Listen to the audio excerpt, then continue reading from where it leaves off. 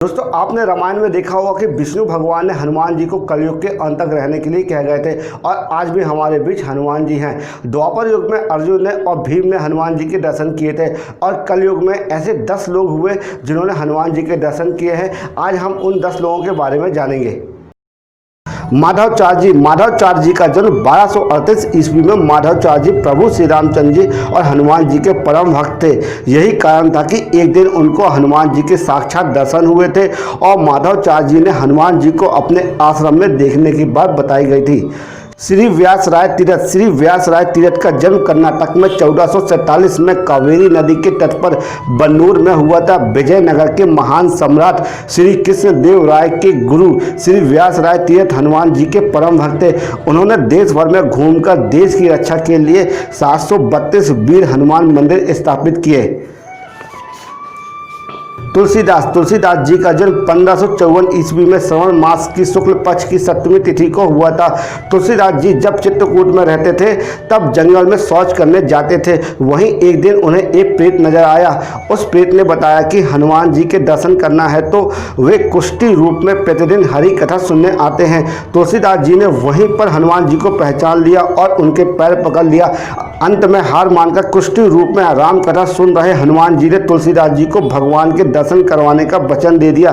फिर एक दिन मंदाकिनी के तट पर तुलसीदास जी चंदन घिस रहे थे। भगवान बालक रूप में आकर उनसे चंदन मांग कर लगा रहे थे। तब हनुमान जी ने तोता बनकर यह दोहा पढ़ा, चित्रकूट के घाट पर भई संतन के भीड़, तुलसीदास चंदन घिसे तिलक देत रघुवीर। राघवेंद्र स्वामी 1595 में जन्मे राम भक्त राघवेंद्र स्वामी माधव समुदाय के एक गुरु के रूप में प्रतिष्ठित थे। उनके जीवन में अनेक चमत्कारी घटनाएं हुई हैं। उनके बारे में भी कहा जाता है कि उन्होंने भी हनुमान जी के साक्षात दर्शन किए थे। भद्राचल रामदास 1620 में जन्मे और 1688 में ब्रह्मलीन। भद्राचल रामदास का पूर्व नाम गोपन था। गोपन अब्दुल हसन तानाशाह के दरबार में तहसीलदार थे। उन्हें एक महिला के स्वप्न के आधार पर भद्रागिरी पर्वत से राम की मूर्ति मिली। तब उन्होंने खम्मल जिले के भद्राचलम में गोदावरी नदी के बाएं किनारे पर उक्त मूर्ति की स्थापना कर एक भव्य मंदिर बनवा दिया। बाद में जब बादशाह अब्दुल हसन तानाशाह को ये बात पता चली तो गोपन ने शाह खजाने से धन का उपयोग किया है तो उन्होंने उसे पकड़कर गोलकोंडा की एक अंधेरी जेल में डाल दिया। एकांत में श्री भगवान राम और हनुमान के प्रति गोपन की भक्ति निर्वादी थी। ऐसा माना जाता है कि उनकी प्रार्थना का जवाब जल्द ही उन्हें मिल गया। जब भगवान राम ने तानाशाह के सपनों में दर्शन दिए और शाह खजानों से लिए गए धन को चुका दिया, राजा को बहुत बुरा लगा और उसने गोपन को जेल से रिहा कर दिया। फिर से तहसीलदार के रूप में उनकी नियुक्ति बहाल कर दी। सामत स्वामी रामदास का जन्म रामनवमी 1608 में गोरा तट के निकट ग्राम जम्बा जिला जलाना में हुआ था।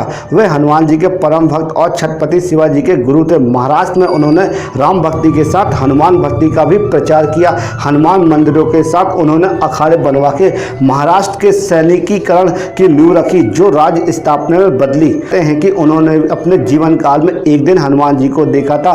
1608 और 1681 को समर्थ रामदास जी ने अपने देह का त्याग कर दिया।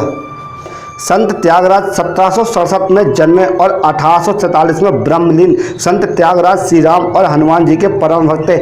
ऐसा माना जाता है कि उन्होंने 6 करोड़ बार श्री राम के धारक का नाम का पाठ किया और अपने घर में सीता देवी, लक्ष्मण और श्री अंजनी के साथ श्री राम दर्शन का भी सौभाग्य प्राप्त किया। श्री रामकृष्ण परमहंस 1836 में जन्मे और 1886 में ब्रह्मलीन। स्वामी रामकृष्ण परमहंस भी हनुमान जी के परम भक्त थे। हालांकि उनकी प्रसिद्धि काली के भक्त के रूप में ज़्यादा जानी जाती है क्योंकि वे मंदिर में पुजारी थे। कहते हैं कि श्री रामकृष्ण परमहंस ने हनुमान जी की भक्ति इस चरमता के साथ की थी कि उक्त भक्ति के चलते उनकी रीढ़ में से लगभग एक पूंछ निकल आई थी। दरअसल रामकृष्ण परमहंस ने धर्म के सभी मार्गों की पद्धति से भक्ति करके सत्य को जानने का कार्य किया था। शिरडी के साईं बाबा, ऐसा माना जाता है कि दत्तात्रेय के अवतार माने जाने वाले अक्कलकोट स्वामी महाराष्ट्र के मानवाड़ रेलवे स्टेशन से 16 किलोमीटर दूर पाथरी में श्री साईं बाबा के रूप में 17 सितंबर 1938 में पुनः जन्म लेते हैं। एक जीवनी के अनुसार श्री शिरडी साईं बाबा का जन्म भुसारी परिवार में हुआ था, जिनके पारिवारिक देह कुम्हार बावड़ी के श्री हनुमान जी थे, जो पाथरी के बाहरी इलाकों में थे। साईं बाबा पर हनुमान जी की कृपा थी। साईं बाबा प्रभु श्री राम और हनुमान जी की भक्ति किया करते थे। उन्हें अपने अंतिम समय में राम विजय प्रकरण सुना और 1918 में देह त्याग दी। नीम करोली बाबा का वास्तविक नाम लक्ष्मी नारायण शर्मा था। उत्तर प्रदेश के अकबरपुर गांव में उनका जन्म 1900 के आसपास हुआ था। उन्होंने अपने शरीर का त्याग 11 सितंबर 1973 को वृंदावन में किया था। बाबा नीम करोली हनुमान जी के परम भक्त थे और उन्होंने देश भर में हनुमान जी के कई मंदिर बनवाए थे।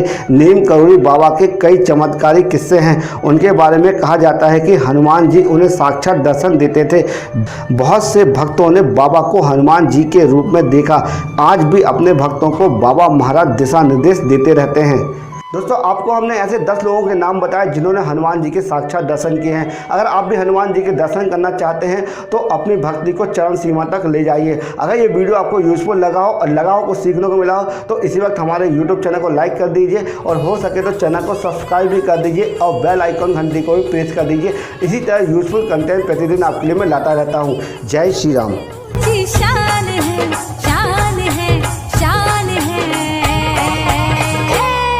भारत का बच्चा बच्चा, भारत का बच्चा बच्चा, मेरा राम पे कुर्बान है।